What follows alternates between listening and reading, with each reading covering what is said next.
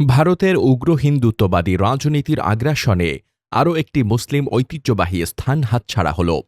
এবার লক্ষ্যবস্তু মধ্যপ্রদেশের ধারের ঐতিহাসিক কামাল মাওলা মসজিদ।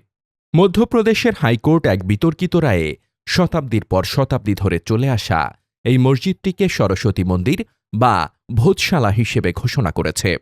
একই সাথে ২০০৩ সাল থেকে মুসলমানদের সেখানে নামাজ পড়ার যে অধিকার ছিল তা কেড়ে নিয়েছে আদালত।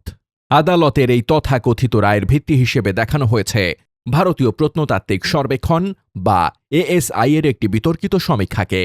উগ্রপন্থীদের স্বার্থে তৈরি করা ওই প্রতিবেদনে দাবি করা হয়, মসজিদের নিচে নাকি মন্দিরের কাঠামো রয়েছে। তবে মুসলিম পক্ষ শুরু থেকেই এই জরিপকে চরম পক্ষপাতদুষ্ট এবং উদ্দেশ্য প্রণোদিত বলে প্রত্যাখ্যান করে এসেছে। কারণ ভারতের বর্তমান রাজনৈতিক বাস্তবতায় বিচার বিভাগ ও প্রত্নতাত্ত্বিক সংস্থাকে কিভাবে মুসলিম বিদ্বেষী এজেন্ডা বাস্তবায়নে ব্যবহার করা হচ্ছে তা এখন আর গোপন কোনো বিষয় নয়। কামাল মাওলা মসজিদের এই ঘটনা কোনো বিচ্ছিন্ন ঘটনা নয়।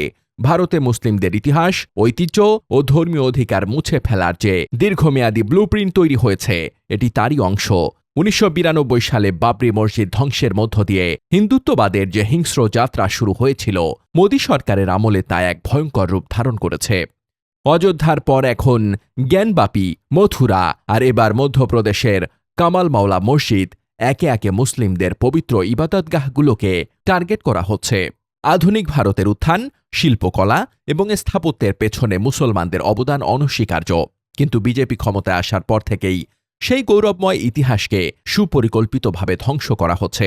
ইতিহাস বিকৃতির পাশাপাশি বিভিন্ন ঐতিহাসিক স্থানের মুসলিম নাম বদলে দেওয়া হচ্ছে।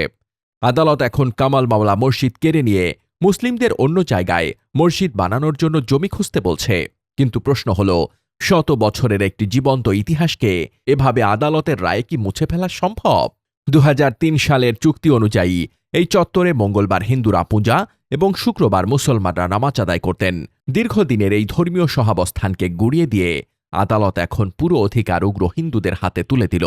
সুপ্রিম কোর্ট যদিও স্থিতাবস্থা বজায় রাখার নির্দেশ দিয়েছিল, কিন্তু হাইকোর্টের এই রায় স্পষ্ট করে দেয় যে ভারতে মুসলিমদের আইনি সুরক্ষা আজ কতটা ভঙ্গুর।